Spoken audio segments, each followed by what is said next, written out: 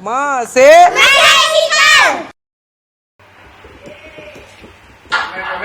आइए रुद्र साहब बैठिए।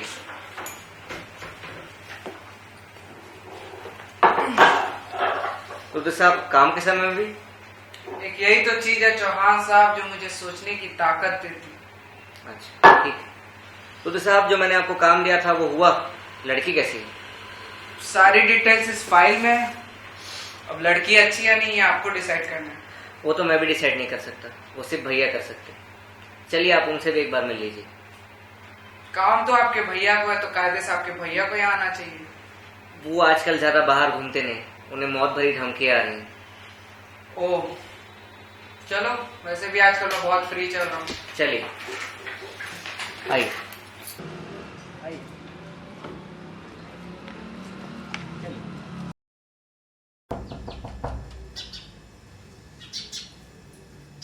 टाइम से आना भी टाइम की बर्बादी है।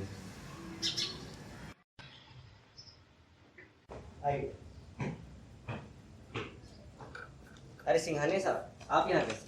चौहान साहब ने बुलाया, कुछ ज़रूरी काम था। इनसे मिलिए।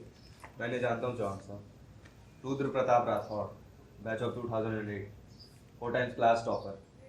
आपकी बीवी की डेथ हो गई थी, मुझे लगा आपने डिटेक्टिवगिरी छोड़ दी होगी अब तक। अच्छा ये सब बातें अपन बाद में करेंगे, पहले आप लोग अंदर चलिए। राजेश, सुना है आजकल लोग राजेश। कुत्ते ढूंढते हैं। राजेश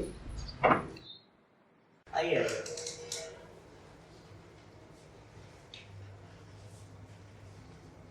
राजेश, बड़े भैया से कुछ मेहमान मिलने के लिए आए। कहाँ है बड़े भैया? बड़े साहब तो काफी देर से स्टडी रूम में बैठे हुए हैं। अच्छा ठीक है, मैं उनसे मुलाकात कर लेता हूँ इनकी। आप एक काम करो, इनके नाश्ते पानी का इंतजाम कीजिए। जी सर। तुम चिंता मत करो, मैं सब संभाल लूंगा। तुम्हें किसी से डरने की जरूरत नहीं है। बेटा इनसे मिलो, ये रुद्र। ये वही जासूस है ना जिसे पापा ने शिल्पी के पीछे लगाया है। उन्हें मेरी पसंद से इतनी प्रॉब्लम क्यों है? नहीं बेटा तुम गलत समझ रहे हो। सब सही समझ रहा चाचा जी। इस घर में मेरा कोई नहीं। अगर मैं शादी करूंगा तो सिर्फ शिल्पी से। ये तो उन्हें बता दीजिएगा, वो अपना इकलौता बेटा भी खो देंगे। नहीं बेटा तुम गलत समझ रहे हो। बेटा सुनो सुनो सिद्धार्थ, सिद्धार्थ बेटा। इतना हल्ला क्यों हो रहा है? इस बूढ़े आदमी को चैन से मरने भी नहीं दोगे? चाचा जी कोई प्रॉब्लम की बात नहीं है, हम अपने कमरे में आराम कीजिए, कोई प्रॉब्लम की बात नहीं। यशवंत, मैंने तेरे लिए एक शर्ट सिला है, एक बार पहन के तो देख ले। चाचा जी मेहमान आए हैं, वो सब अपन बाद में करेंगे। अरे एक बार देख ले यशवंत।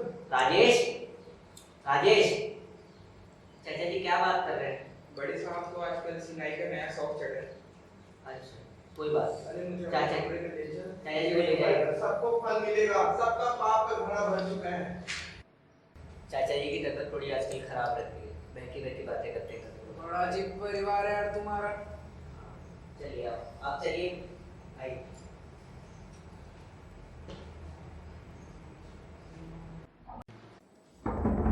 भैया, भैया आपसे मिलने कुछ लोग आए हैं भैया। भैया कोई बात नहीं, मेरे पास इस कमरे की एक्स्ट्रा चाबी है, मैं अभी खोल देता हूँ। तो नॉक क्यों कर रहे हो?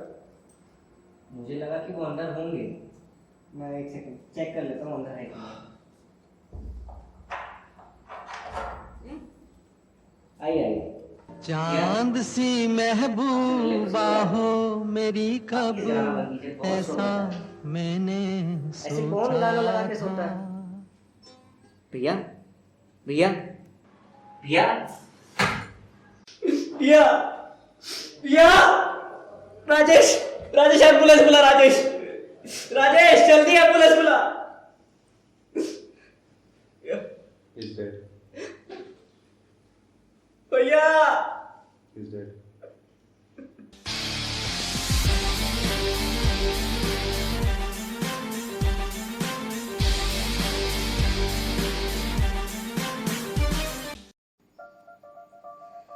अरे राजेश जरा पानी लेके आना।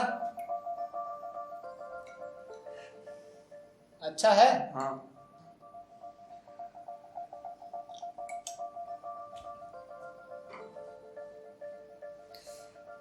अरे ये तो सच में मर गया है।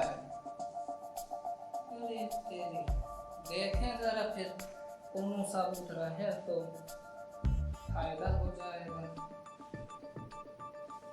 अरे ये तो फिंगरप्रिंट में काम आएगा, मैं इसे रख लेता हूँ। पुलिस के बहुत बड़े ऑफिसर हैं, इन्वेस्टिगेशन करने आए हैं। वीसी पांडे नाम है, बंकिम चंद्र पांडे। भैया उम्र भी तो हो गई थी इनकी, और बिजनेसमैन लोगों का कितना लाइफ रहता होगा, दोनों टेंशन रहा होगा, तभी सुसाइड कर बैठे। यह तो पक्का सुसाइड है। ये सुसाइड नहीं, मर्डर। अरे ये क्या बोल रहे हो, ना कहीं चोट का निशान है, ये तो पक्का सुसाइड है भाई। आप तो देखिए इंस्पेक्टर साहब, इनके गर्दन पे वो लाल निशान। निशान से ये तो नहीं पता चलता ना कि ये मर्डर ही हुआ है। ये देखिए इंस्पेक्टर साहब, इनके होठ नीले पड़े हुए, इसका मतलब ये है कि इन्हें ओवरडोज मिला था। इनकी बॉडी का टेम्परेचर देखिए, पूरी तरह से नॉर्मल है। इसका मतलब ये है कि इनकी डेथ 20 मिनट के बीच में हुई है। 20 मिनट के बीच में होने का मतलब ये है कि ये वो टाइम है जब हम लोग यहाँ आ रहे थे, और इस विंडो में ये वही इंसान कर सकता है जो इनके बहुत ही करीब हो। अरे तेरी तो ये तो नया घुमाव आया है। राजेश, घर के सारे मेंबर को बुलाओ यहाँ, इंटोग्रेशन होगा यहाँ पर। पूरा इन्वेस्टिगेशन खत्म करने के बाद नतीजे पे ये आए हैं कि राजेश तुम गए थे घर से बाहर सामान लेने, और सिद्धार्थ अपने कमरे में ही था। पृथ्वीराज जी जो कि इनके बापूजी हैं, वो तो खुद बीमार, खुद तकलीफ में जी रहे हैं। तो बताइए आप कहाँ थे? मैंने कुछ नहीं किया है, आप इनसे पूछ लीजिए, मैं उस समय इनके साथ मीटिंग में था, ऑफिस में। हाँ हाँ, ये मेरे साथ हो। तो एक बात क्लियर करिए, इस कमरे की कितनी चाबियां हैं? इस कमरे की सिर्फ 2 ही चाबियां हैं, एक हमेशा मैं अपने पास रखता हूँ और एक भैया के पास रहती है हमेशा। अरे तेरी तो, अगर चाबी इधर है, बॉडी भी इधर है, तो मर्डर किसने किया? हाँ डॉक्टर यादव, क्या पता चल रहा? क्या कीड़े के अंदर से धागा मिला है? अरे अरे रखो रखो, मैं पता करता हूँ। ठीक। Obviously case solve. है? मुझे पता है मर्डरर कौन है। एक फोन कॉल से क्या पता चल गया तुम्हें? बताना चाहोगे कौन है murderer? The sealed room trick. है? आइए इंस्पेक्टर साहब, मैं आपको समझाता हूँ सील्ड रूम ट्रिक क्या है। कहाँ बताओगे? यहाँ बैठ जाइए। कहाँ?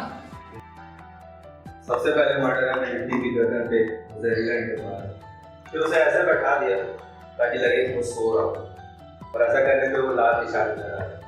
फिर हमारा मर्डरर क्रिएटिव हो, उसने धागे के एक एंड पे विलेन फंसाई और दूसरे एंड पे बचा लिया। तो चाबी का उड़ के जब मैं आ गया। अरे सबर रखिए, पार्ले की सब मदद से। फिर मर्डरर ने उसकी जेब से ये नीडल पार की,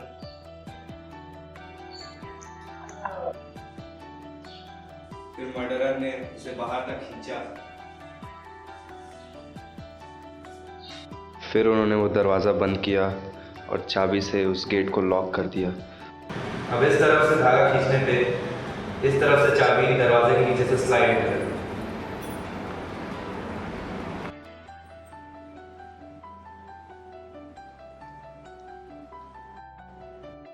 और फिर चाबी उनके जेब के अंदर चली गई। अरे भाई सीधा सीधा बताओ, मर्डरर कौन है भाई? मर्डर के टाइम राजेश मार्केट गया हुआ था, सिद्धार्थ अपने रूम में था, और यशवंत जी तो हमारे साथ ही हैं। तो इन सब के बाद बचता सिर्फ एक आदमी है, यही है मर्डर। आपके अपने पापा का सजा जरूर मिलता है। और हाँ, मैंने ही किया अपने बेटे का फोन, वो इसी लायक था।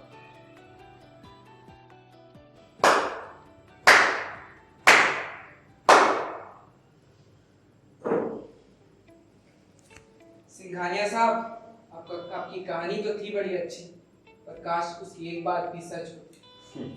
तुम्हें क्या गलत लगता है? आपके कहानी के हिसाब से अगर हम इस चाबी पे धागा बांधकर खींचें तो क्योंकि चौहान साहब बैठे हुए हैं, उनके जेब में अच्छे से नहीं जाएगी, और जब हम उसे निकालेंगे तो वो एक सीध में हो। अब अच्छे से याद करिए सिंघानिया साहब, चाबी का एग्जैक्ट पोजीशन क्या है? चाबी मुड़ी हुई थी। तो इससे ये प्रूव होता है कि सिंघानिया साहब की गई हर बात गलत थी। लेकिन दादाजी ने तो कन्फेस कर दिया था। तो जो हमें धागा मिला उसका क्या? वो सब कातिल ने बड़े शातिर तरीके से हमें धोखा देने के लिए की गई थी। धोखा? किसको धोखा? तुम्हें, मुझे और इस रूम में मौजूद हर एक शख्स को। तो बताइए असली मर्डरर कौन है? ये मैं? आप क्या बात कर रहे हैं? मैं दिन भर आपके साथ तो था। यशवंत जी तो दिन भर हमारे ही साथ थे। सिंघानिया साहब आपको बहुत अच्छे से याद होगा, जब हमने इस रूम में एंट्री ली तो म्यूजिक बड़े लाउड तरीके से चल रहे। वो सिर्फ हमें व्यस्त रखने के लिए ताकि यशवंत साहब जाएं और बड़े सफाई से अपने भाई की गले में लीडर गुजारकर मौत कर सकें। तो जब हम यहाँ आए चौहान साहब तो पहले से मरे थे। वो मरे हुए नहीं, उन्हें दवाई दी गई थी और वो बेहोश थे। तो अगर यशवंत जी ने मर्डर किया है तो वो मर्डर वेपन यानी कि वो लीडर वो भी उन्हीं के पास होना चाहिए। और मैंने चेक कर यशवंत साहब चाबियां दीजिए। मेरे पास कुछ नहीं। यशवंत साहब,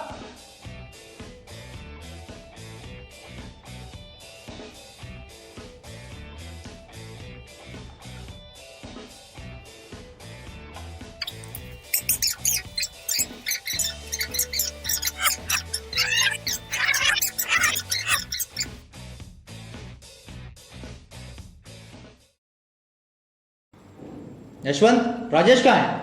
भैया वो तो कहीं बाहर गया है, इसलिए मैं सोचा आपके लिए पानी ले आऊं। आज इतने मेहरबान क्यों हो मेरे पर? नहीं भैया कुछ नहीं, मैं सोचा कि आपको थोड़ा सा पानी पिला दूं, मैंने प्यास लगी होगी आपको, बहुत देर से काम कर रहे हो। अच्छा, जो मैंने काम दिया था वो किया? थोड़े दिन हो जाएगा भैया। किसी काम के नहीं हो तुम, बस सिर्फ पानी लाने के काम क्यों? राजेश को निकाल के तुम्हें रखना चाहिए। पाप मेरे पिताजी से कहा था कि इज्जत तुम्हें नहीं रखे, फिर भी उन्होंने तुम्हें पाला पोसा और क्यों मेरा सिर।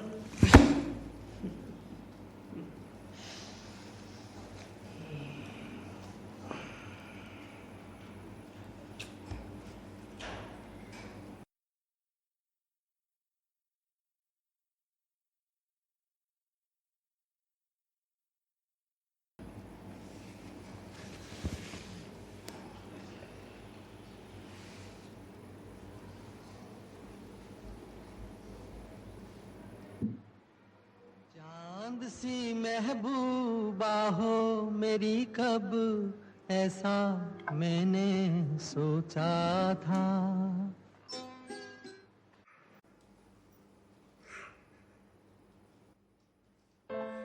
हाँ, मैंने किया भैया का कत्ल, और क्यों ना करूं उनका कत्ल मैं।